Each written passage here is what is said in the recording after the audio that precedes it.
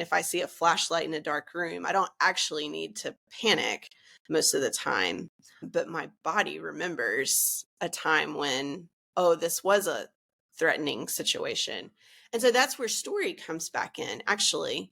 So stories, what do you need for a story? You need a beginning, a middle, and an end. And what happens with trauma, and Judith Herman talks about this in her book, Trauma and Recovery, and others have talked about this.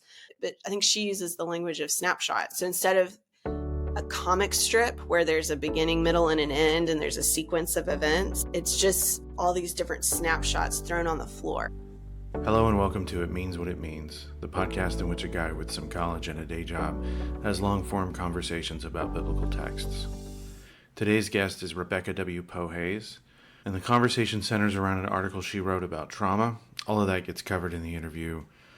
So other than providing some context, for those of you who haven't listened to it, go back and check out the episode with Alexiana Fry, because I think that helps frame how we can use the concepts that we think of the world through, like trauma, as hermeneutics for ancient texts. This interview coming on the heels of my conversation with Elisa Usamaki, where anxiety is another contemporary concept that she is applying to ancient texts. I think it's a good reminder that people are people and we're not that special, that we don't really stand out, and that we can find ourselves and our afflictions in our predecessors. So as always, if you have any feedback, suggestions, or you just want to reach out and tell me something that's on your mind, it means what it means at gmail.com. All one word, it means what it means at gmail.com. I hope you enjoy my conversation with Rebecca W. Poe Hays. Rebecca W. Poe Hays, welcome to the podcast. Thanks for having me. Before we get going, will you tell the listeners a little bit about yourself? Yes. So I am an assistant professor at Truett Seminary, which is the seminary of Baylor University. I teach Old Testament, I teach Hebrew, and my specialty has been Hebrew poetry, especially the Psalms.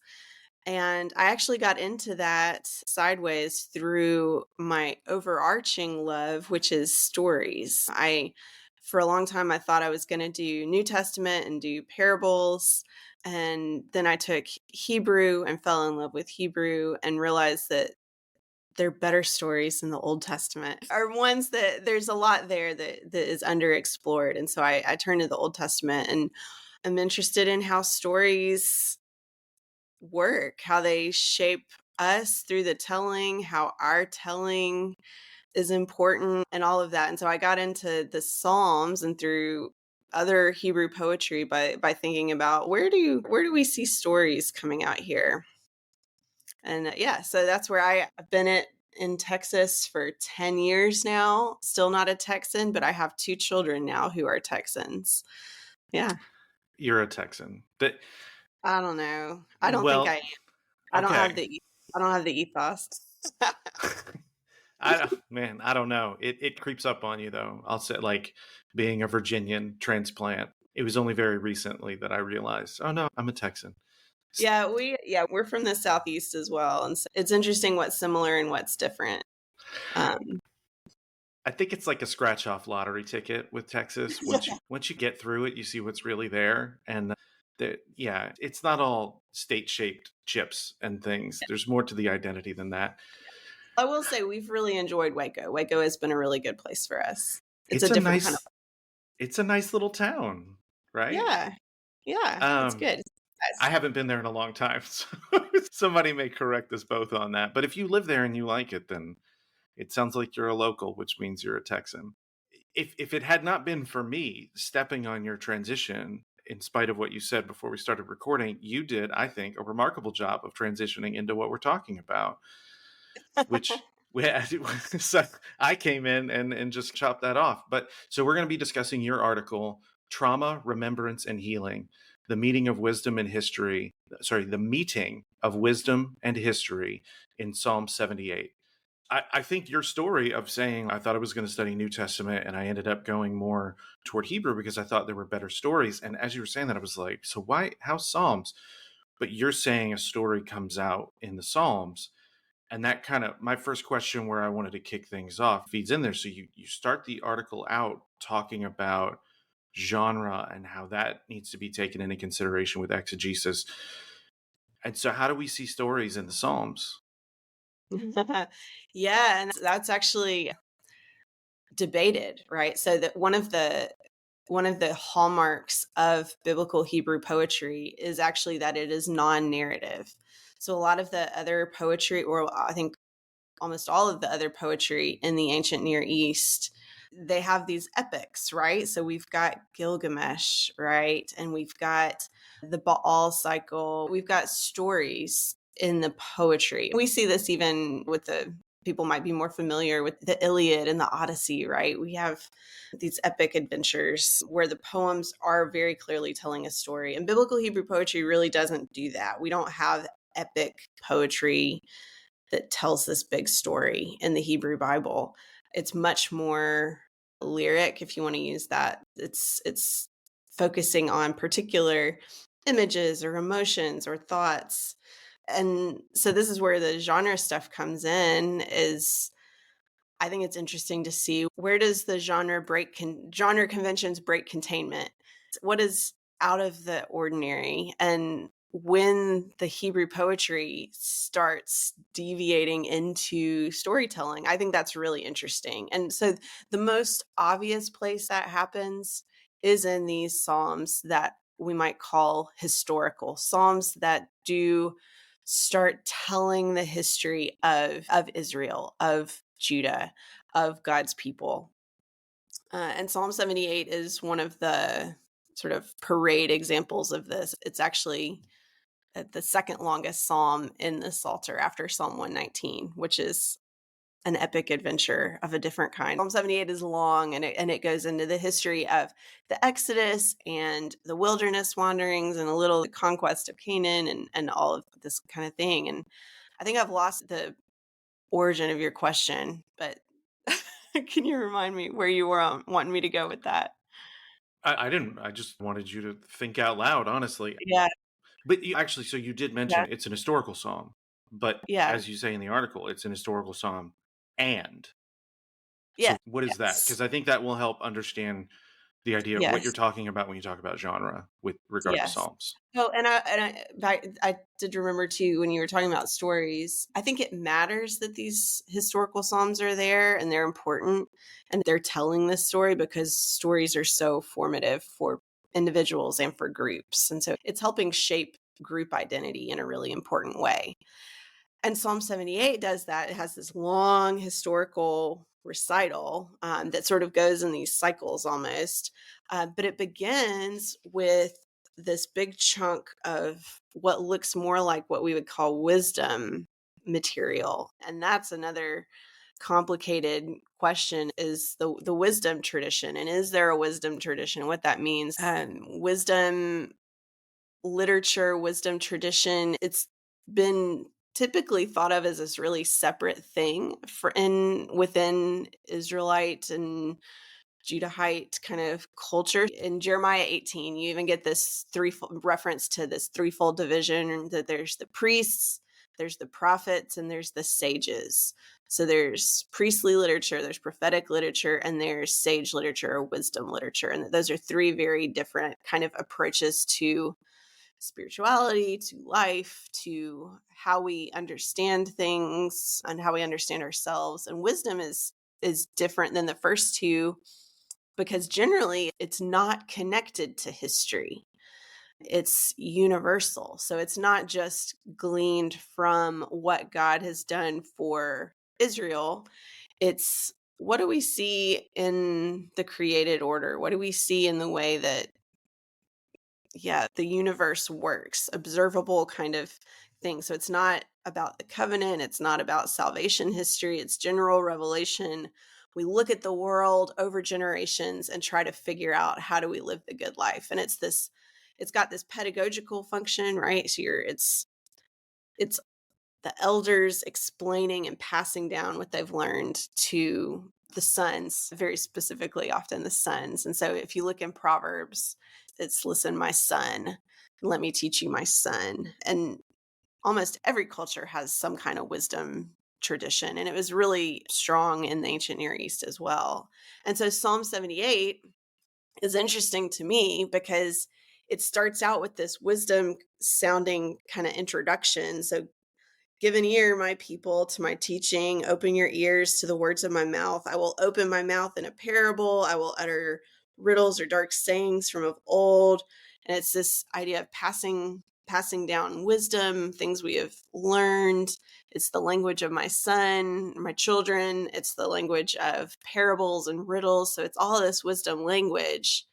But then you get this huge history lesson, storytelling of history. And so it was interesting to me that this psalm blended these two things together.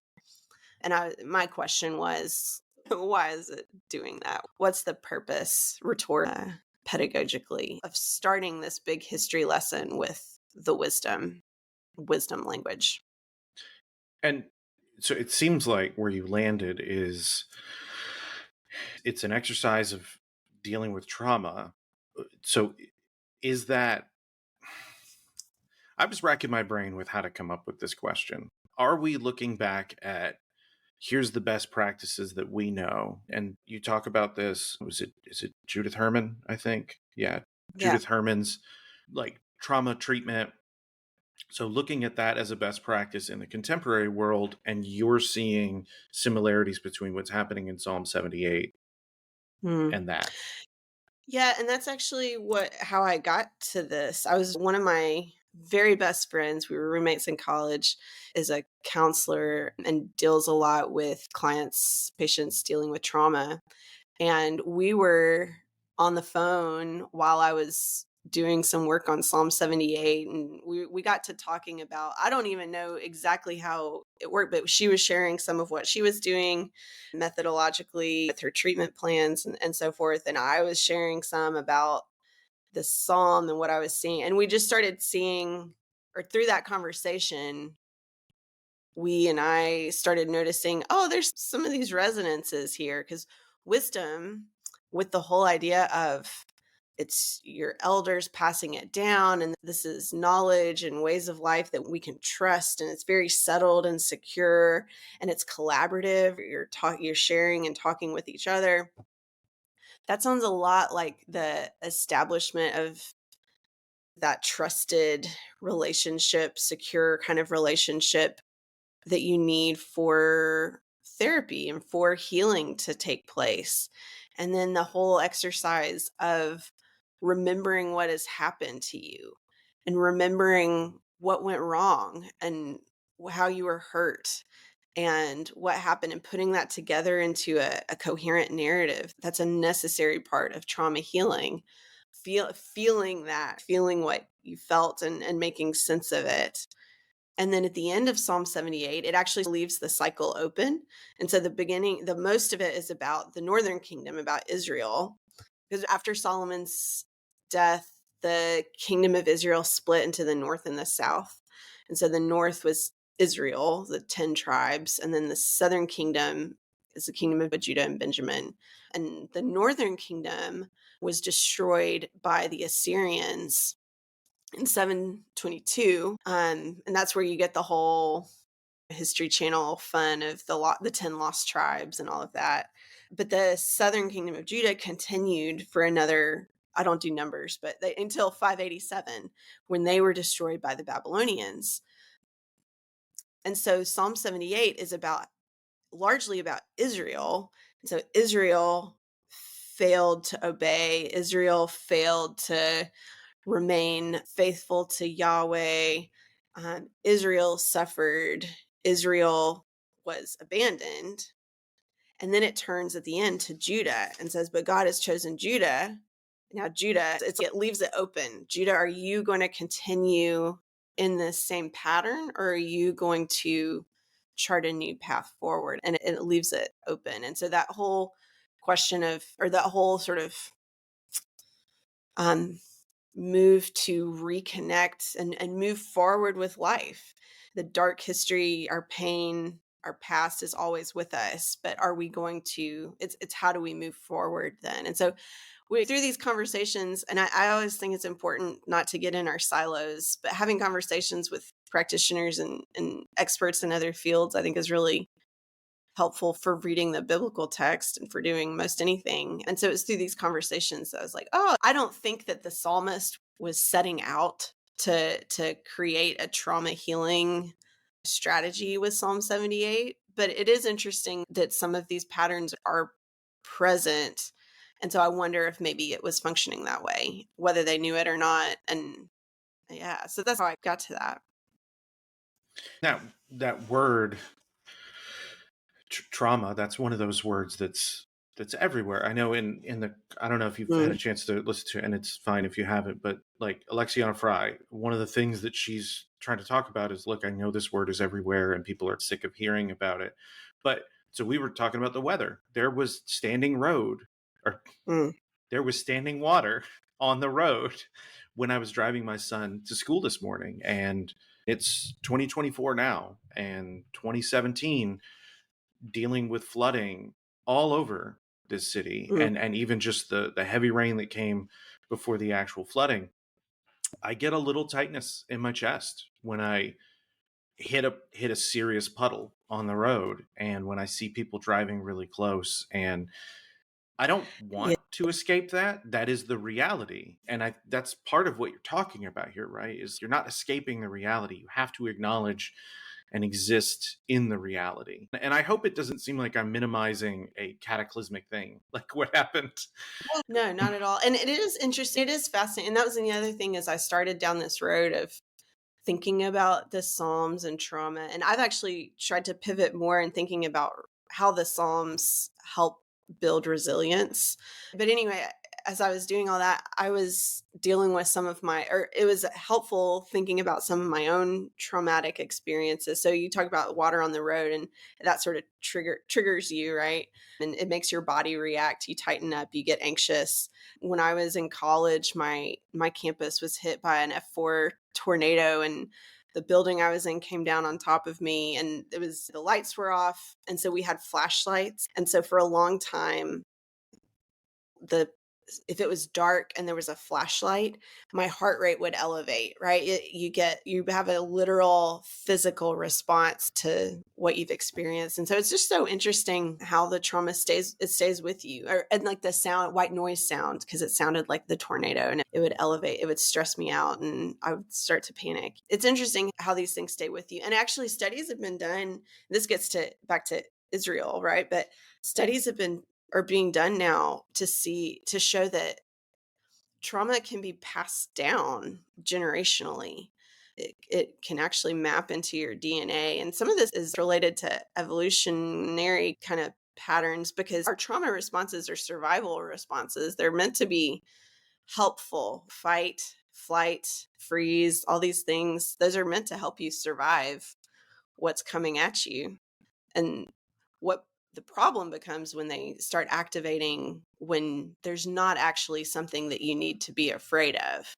So if you see a puddle, you don't actually need to panic most of the time. And if I see a flashlight in a dark room, I don't actually need to panic most of the time.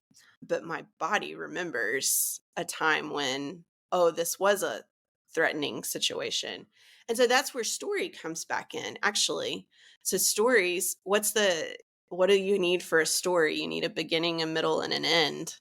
And what happens with trauma, and Judith Herman talks about this in her book Trauma and Recovery, and others have talked about this, but I think she uses the language of snapshot. So trauma, it's chemically and all the brain science and stuff, it makes your brain unable to create an end to the story.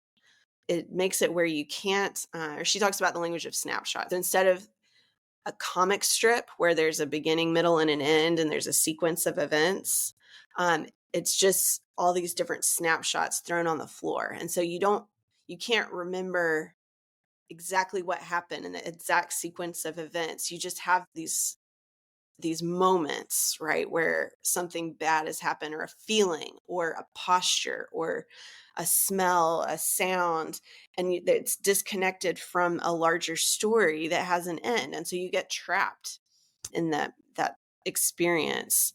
And so that's where learning to tell the story, whether that's literal talking it out or just helping your body retrain, but learning to move the story along to an end is really important in healing.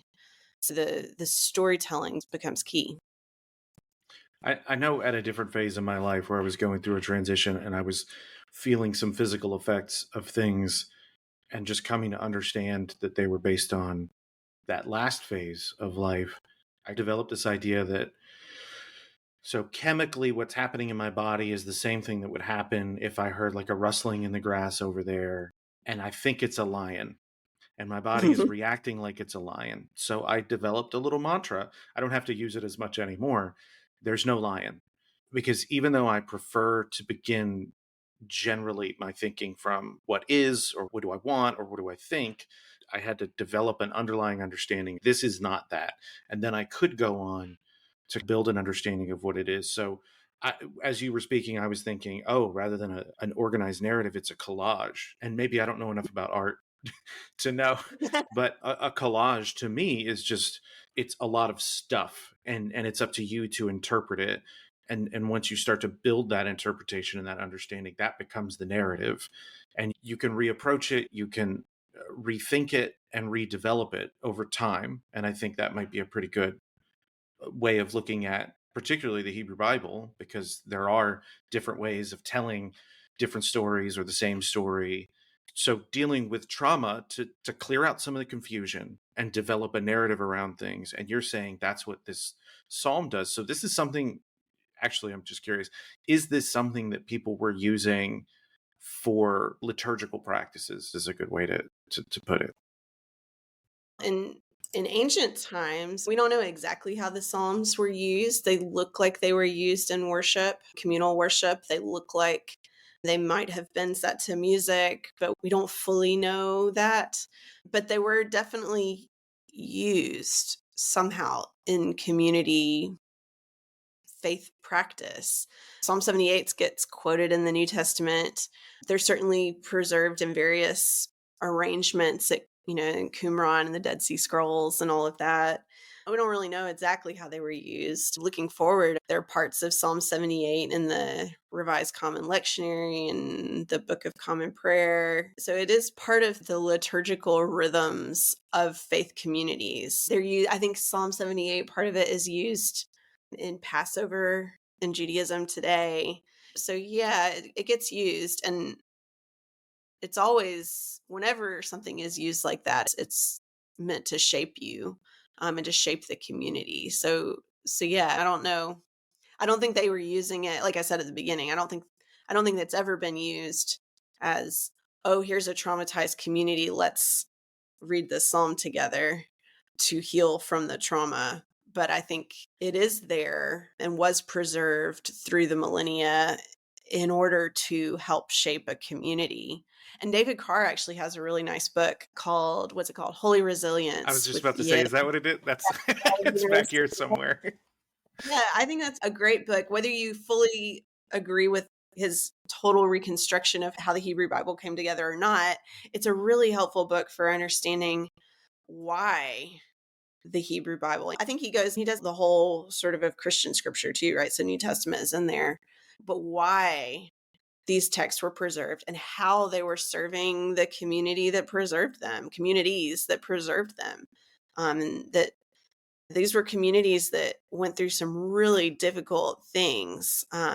They went through enslavement, they went through exile, they went through forced marches and starvation and major national crises that forced them to reckon with, who is this God that we worship. They went through all these things, and they've survived when many other cultures, communities didn't. And why is that? And how do these texts that were preserved come into that story? And I think that's really, really helpful. I think it's a really helpful way to read the Bible is to think about, why is this here? And what is it doing? And that's also part of my question when I came to Psalm 78 is, why is this here? Why is this like it is? And we speculate.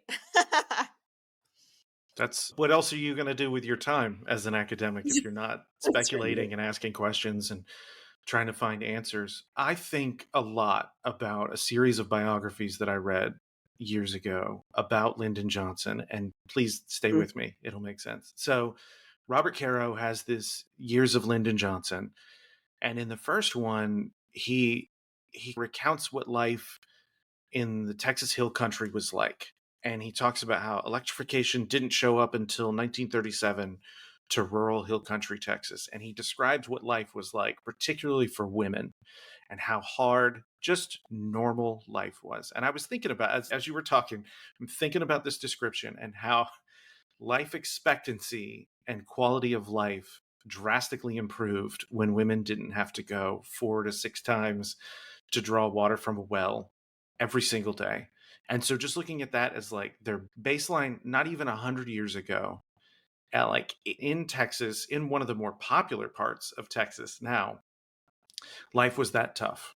And so casting even farther back, life was very tough in the ancient world.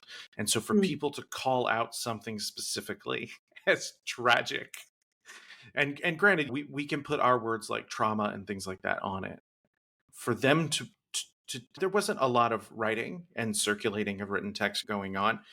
To me, that just highlights the significance of them talking about what we would call trauma. And I think that's, fair to add that little caveat, what we would call, mhm, even if they weren't thinking about it in those terms. But there was, in the same sense of, I think now people point to the Jewish practice of sitting Shiva as, hey, this is a really old, really helpful way for us to understand how to process death and loss and to grieve properly. And then resilience. It's great that you brought up that. So resilience is now a thing that we're talking about in professional and personal, like in people's lives. Resilience, not just being, don't just tolerate difficult times, but how do you actually engage with the reality of, I need to be proactive about my own well-being and health? And would you say that's something that's happening on a communal level in something like Psalm 78? Yeah, I think so. I really do. And not just Psalm 78, but all of the Psalms, I think, are helping build resilience. Some of the key predictors, most dominant predictors of resilience, are community, right? What kind of social support do you have? And the Psalms are communal documents that they were used in community. So singing them together, praying them together, reciting them together is helping build resilience because it's helping bring people together. And that works over time as well. So during COVID, actually, I was doing some work on this and had a chance to speak to several church groups about this who you couldn't gather for Sunday morning worship or anything like that. But we talked about you can pray the Psalms, you can sing the Psalms, and that is joining your voice in this really cool kind of way with people of faith around the world and throughout history who have done that. And so it's this sort of weird way of building community. So community social support is a key predictor of resilience. Relationship with a higher power, so with God, is a key predictor of resilience, actually. And so the Psalms are conversation with God. And so doing the practice of doing that, even when you don't feel like it. So a lot of the Psalms are just yelling at God, blaming God for what has gone wrong, blaming God, or yelling at God, being angry at God for ignoring you, whatever that is. It's still engagement with a higher power. So that's a key predictor of resiliency. And then another key predictor is having a sense of meaning and purpose and being part of something bigger than yourself and part of a larger story.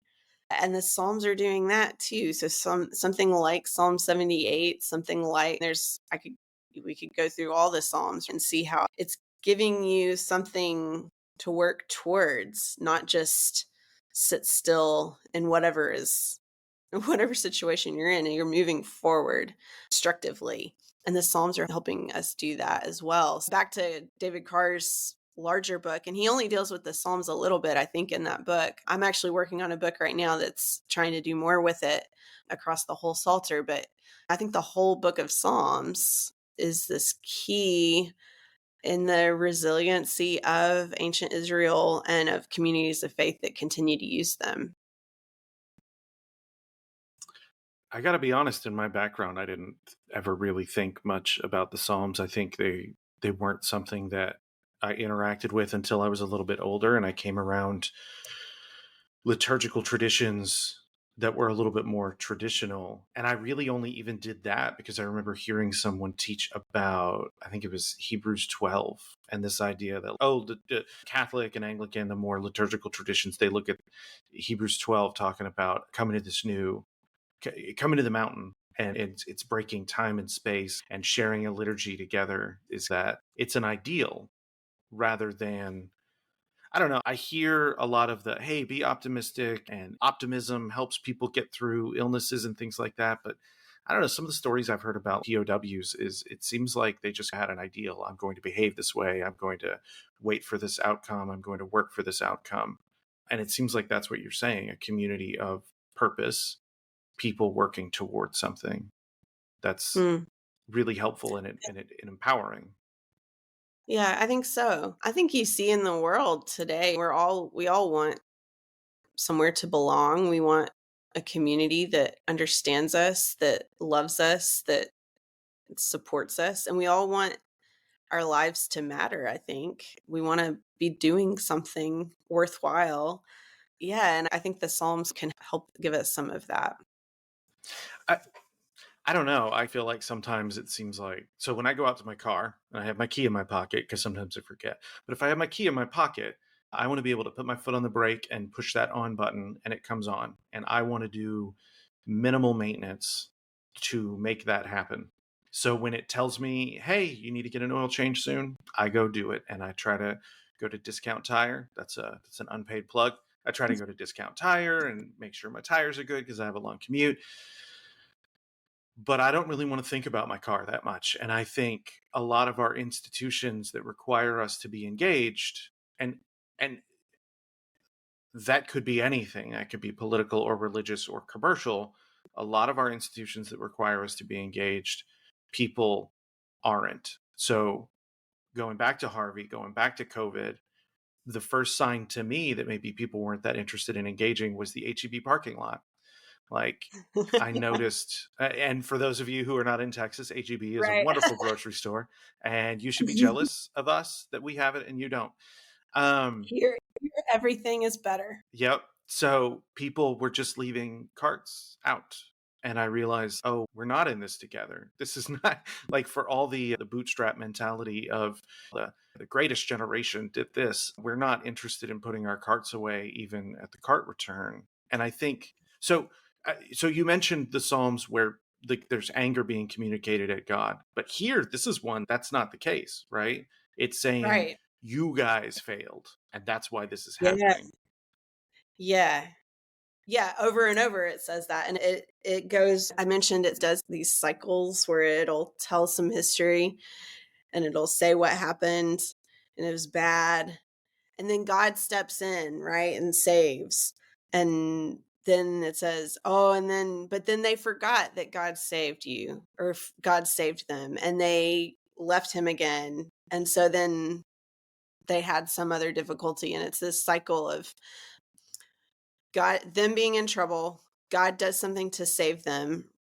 They forget that God did that, and then they suffer again. And it's this over and over. Very clearly and very explicitly, it's saying, what has happened to you in these cases is because of your choice, because of your decisions, because of your actions. Now, other psalms aren't going to do that. Other psalms are going to be very clear that the psalmist, the community, is not responsible for what happened to them and that it's somebody else's fault, sometimes even God's fault. But that is the story in this psalm. And I think some of that is the wisdom piece. And maybe some of the pedagogical function, right, is they're trying to help the community. Now speaking to Judah, the southern kingdom, saying, learn from the mistakes of the past, right? Learn from what happened and giving them agency. And so that's actually empowering, and part of getting back on track after trauma is being able to control what is happening to you. And so for the psalmist that is, okay, learn to be faithful and learn to trust God and learn to obey. Yeah. So it's this tricky kind of thing. It, so I guess so what's an example of a psalm where, nope, this isn't your fault. There's nothing you can do about this. This is the way that it is. What would you say is an example of that? The example par excellence, blaming God, there's two, and they're actually back to back. So Psalm 88. So these are just a few Psalms over from Psalm 78. But Psalm 88 tends to be considered the darkest Psalm in the book of Psalms. O Lord, God of my salvation, at night when I cry out before you, he said, my soul is full of trouble. My life draws near to Sheol, or the grave. I'm like those who is dead, like those whom you remember no more. You, God, have put me in the depths of the pit, in the regions dark and deep. Your wrath lies heavy upon me. You have caused my companions to shun me.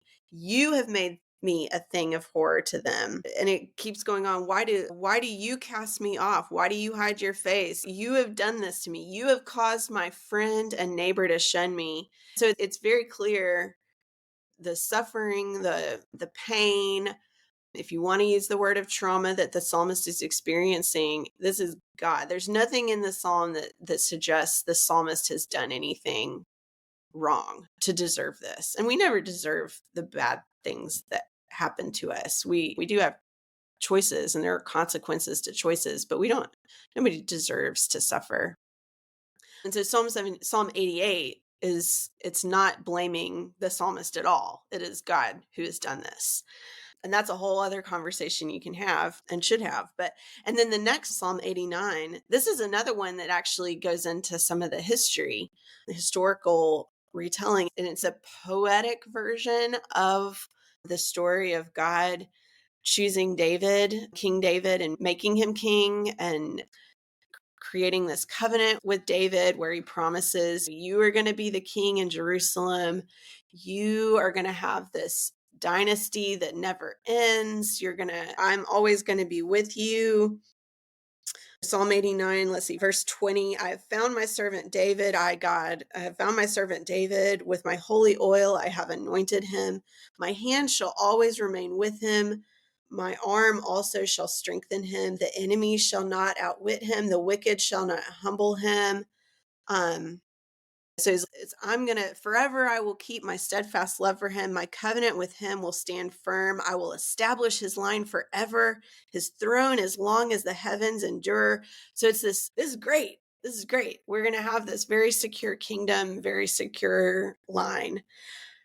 But then in verse 38, but now you have spurned and rejected him. You are full of wrath against your anointed. You, God, have renounced the covenant with your servant. You have defiled his crown in the dust. And so it goes on and on about, you've broken your covenant. You promised this, God. It's this historical retelling, and it's blaming God. It's saying, you had made all these promises, and you're supposed to be a God that we can trust. And what's the deal?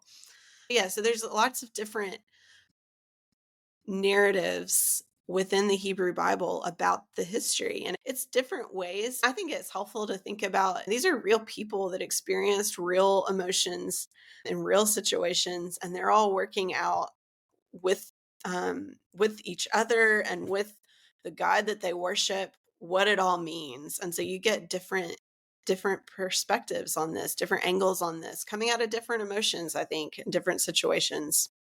And so when we read the Bible, I think it's really important not to read just one piece of it, but to realize that it is a whole, and that they were all. So if you're talking about the Psalms, don't just read one Psalm, read the whole thing to get a sense of this community.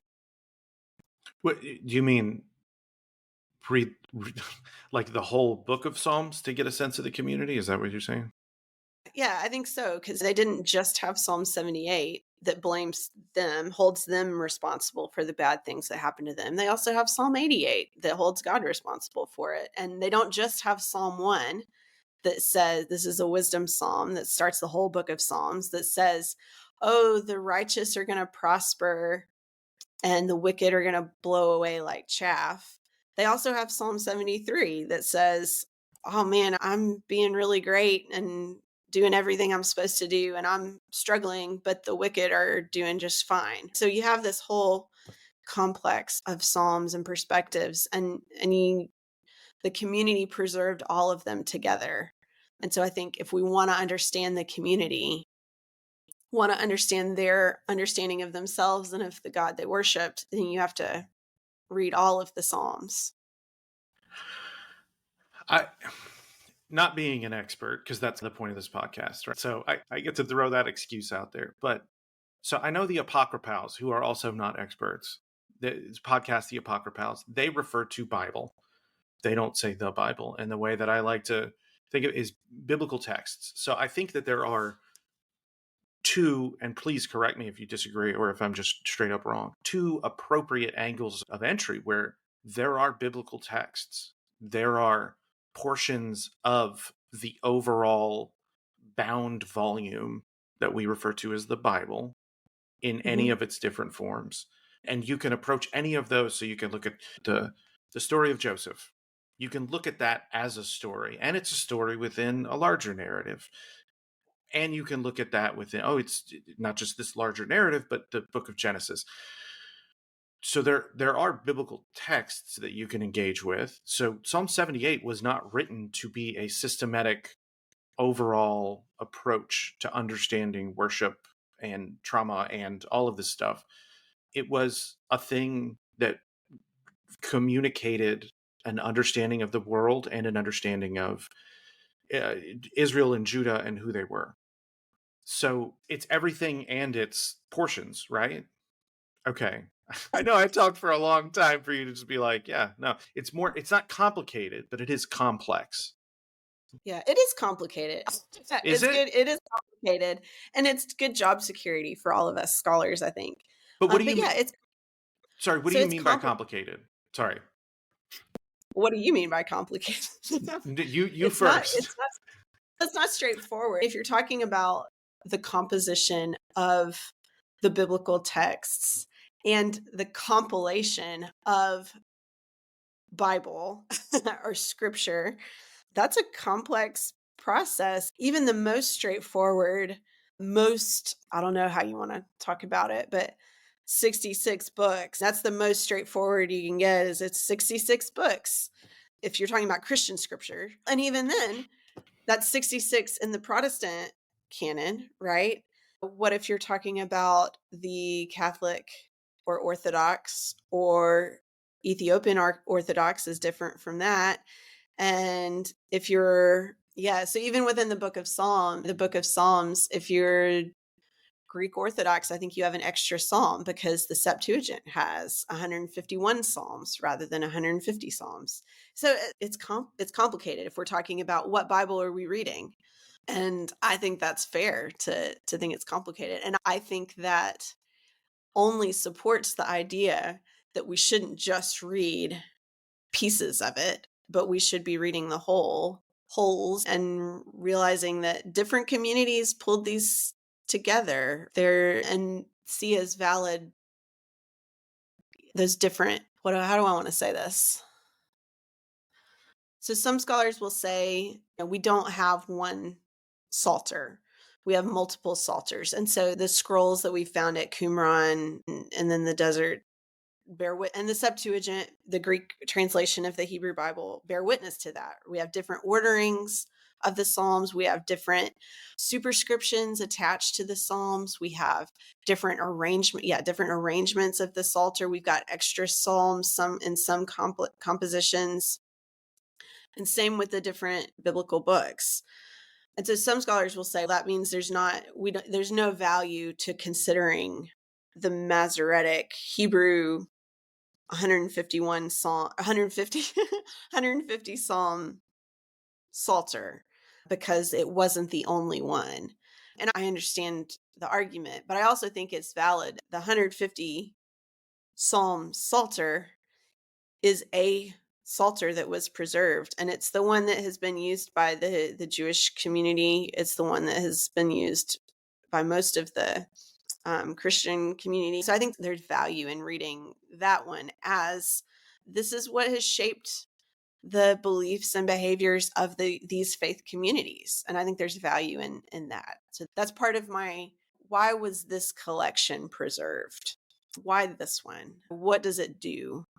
I don't know if that gets at what you were asking, but No, that is certainly helpful. I think just so that we both put it, I see complexity as, oh, there's a lot going on.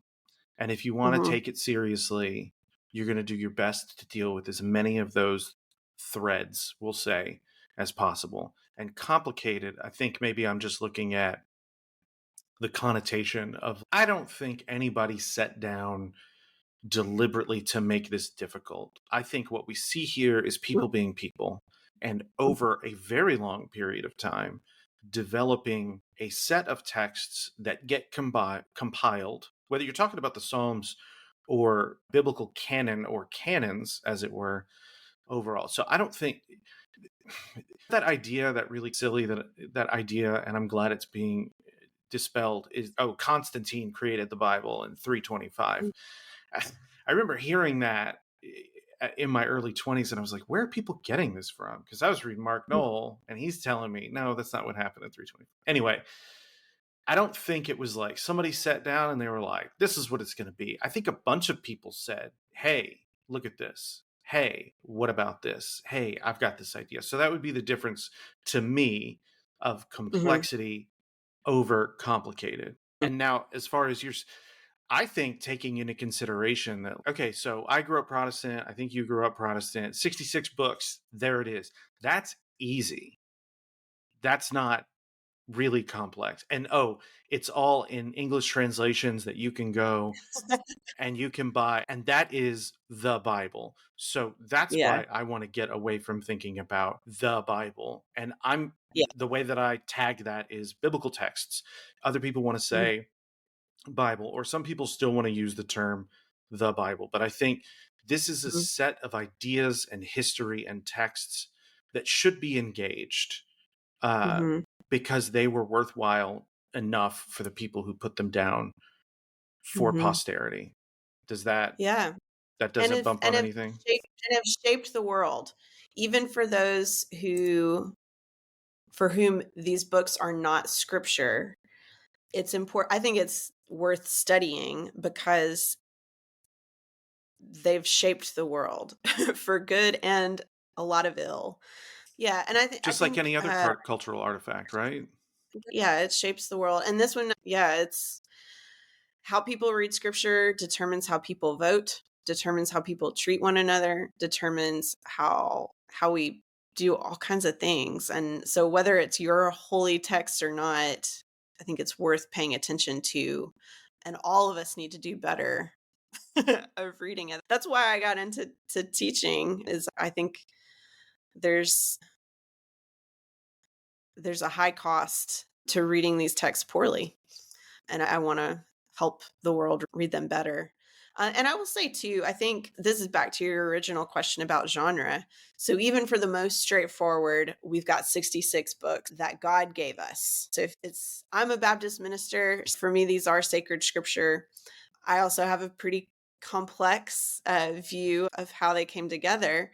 But even the most straightforward 66 books from God, they're different genres, right? There's letters, there are psalms, there are narratives, there are proverbs, there are sermons, there are parables, there are apocalypses, there's love poetry, there's all kinds of different genres there. There's prophecy, and they're not all meant to be read the same.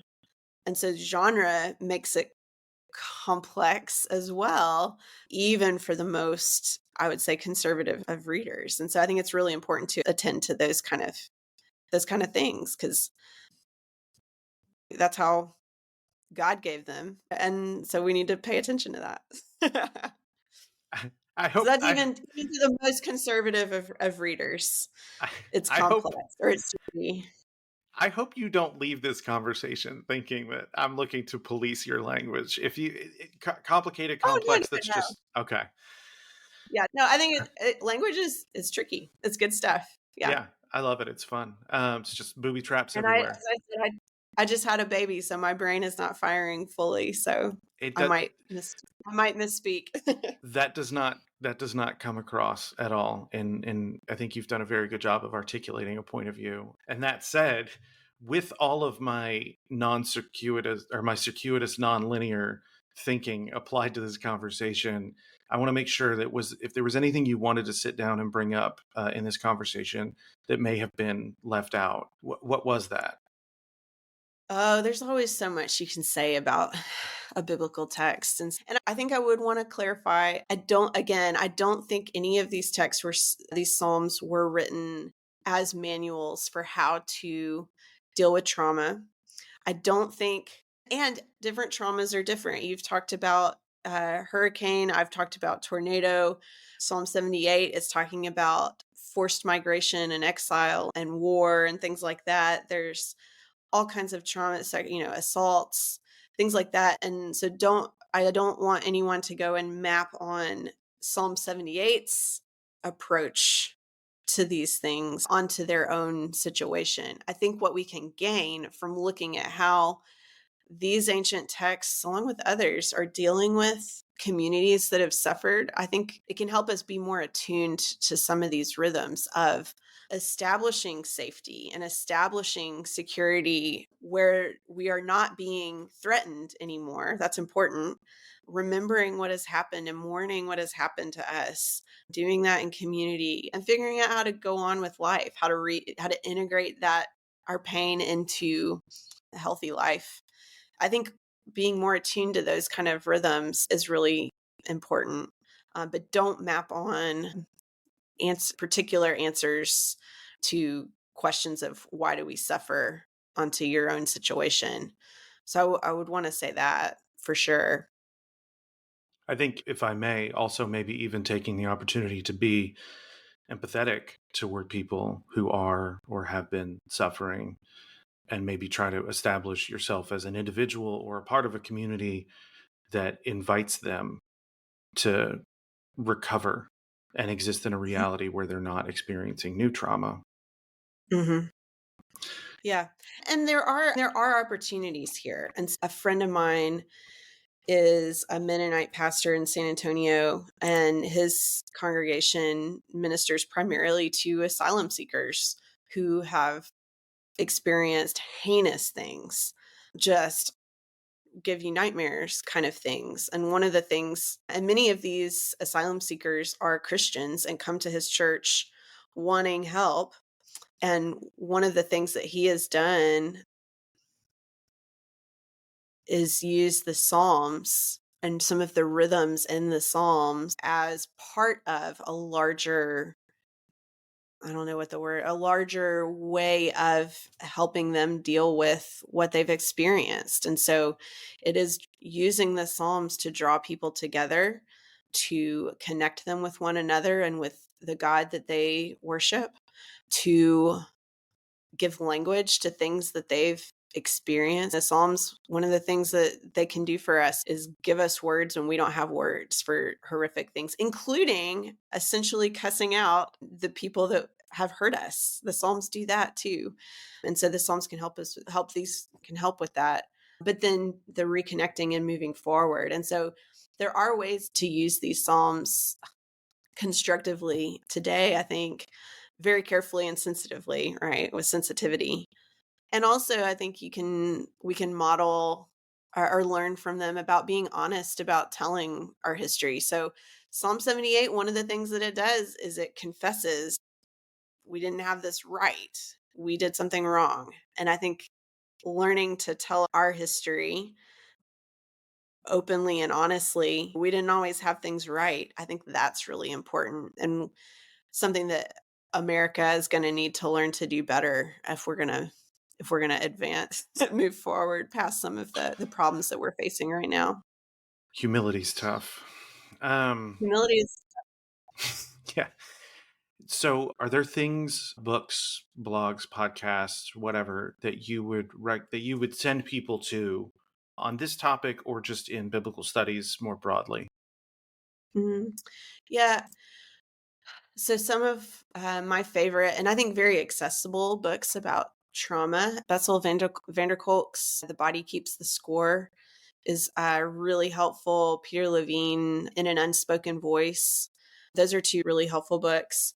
I just read a book called My Grandmother's Hands. I've got it right here. Racialized Trauma and the Pathway to Mending Our Hearts and Bodies. And I'm going to butcher the pronunciation of the author's name, so apologies, but it's Resmaa Menakem. And I've really enjoyed that and was challenged by that and think it's really helpful. It's got some very practical ways to deal with racial trauma that we're dealing with here in our country and in Texas and yeah, just everywhere. So those are some good books on trauma that are, I think, accessible. And then with the Psalms, one, I would just say read them. I think um, one of the best things we can do if we want to understand better is to read the primary sources. And so don't just read about the Psalms, but actually read the Psalms and pay attention to what's actually there. I think before I started really studying the Psalms, I had in mind what they were and what they said. And it's a bunch of hallelujahs and praise the Lords and all of this. But you start reading them and they're gritty. And I think just spending time reading them can be really helpful. Maurice, yeah, Is there a translation that does the Psalms particularly well? depends on what you're wanting from the every translation is worth reading. This is a whole other podcast you could do on Bible translation. But yeah, they're all different. And so I would say um always read in at least 3 different translations. Because they're all going to deal with the metaphors and the images and the language differently and different and the poetry of it they're going to deal with differently. And so I think reading it in multiple translations, if you're not going to read the Hebrew, is the best thing to do. Some of the translations, some of them are going to be more word for word kind of things. So the NRSV updated edition is doing some of that. The NASB, a translation I've enjoyed that does some interesting things and some helpful things with the imagery and the metaphor is the Common English Bible, which is a newer translation. So you try that. Robert Alter has a translation of, he's a comparative literature scholar, but has done a lot with Hebrew Bible. He wrote The Art of Biblical Poetry, The Art of Biblical Narrative, which are both worth reading. But he's done a translation that attends to the poetic side of the Psalms really well. And so he's done the whole Hebrew Bible, so you can buy the whole Hebrew Bible, but you can also just buy the Psalms, I think. So those are all good. I appreciate that. Sorry to Yeah, interrupt. no, that's great. Yeah. Read the Psalms, just read them. I really love Walter Brueggemann's The Message of the Psalms, Message of the Psalter. I forget exactly. It's I think a helpful way to think about the different types of Psalms and how they function with communities, with readers. So that's a good one. And it's accessible. And he's even got a shorter, an abridged version of that study or that book called The Spirituality of the Psalms. It's really short, but that's a helpful lens through which to read the Psalms. And then, I don't know, getting you a good commentary on the Psalms that can help you read it. There's so many. A nice one volume is let's see, Nancy DeClassy Walford, Rolf Jacobson, and Beth Laniel Tanner's the Nicot commentary. That's a nice one volume Psalms commentary. Brueggemann and Bill Bellinger, who was my doctoral supervisor, have a one volume Psalms commentary in the New Cambridge series, I think. Yeah. So read them. I think is and That's ask questions. yeah. Read them and ask questions. Yeah. That's a lot of really good recommendations. Normally, the guests don't lean into it that much, so I appreciate you having that many things to recommend. What do you read for fun? Oh, I read everything. I'm fortunate to be a fast reader. My husband gives me grief about it all the time. But I'm fortunate to be a fast reader, and I like almost everything. When I'm not reading professionally, no, yeah, I just read everything. So I really love mysteries. So Dorothy Sayers and Agatha Christie, love those. I love science fiction and fantasy. I love historical fiction. I love just history. So I've been on a Wars of the Roses kick lately. So I've been reading lots around the Wars of the Roses. So Dan Jones, I like that's a nice accessible, if anybody wants some Wars of the Roses. I like autobiographies and memoirs. There's a really nice one by Queen Noor of Jordan that I like. So yeah, I read everything. I try to read more lighthearted. My husband would make fun of me for saying that Wars of the Roses is lighthearted, because it's not. If I'm not reading about trauma and ancient Israel, I try to read more lighthearted stuff often. You got to decompress somehow. I try to read, but I am a slow reader, and so I just go by reading 15 books at one time and chipping away. So there'll be like 8 books that my Goodreads I finish all at once. If you don't have anything else for me, I'm going to call this one good. All right. Thank you so much for having me. It's an honor. Thank you for being here. It was a real pleasure. Thank you so much for listening. Please subscribe and rate the podcast on your favorite platform. If you are interested in following, supporting, or engaging with the podcast anywhere else, check out the link tree that I've hyperlinked in the show notes. I try to put episodes out as soon as possible for $5 a month on Patreon. So if there's something that I've announced or you've seen on social media, just know $5 a month. Take care.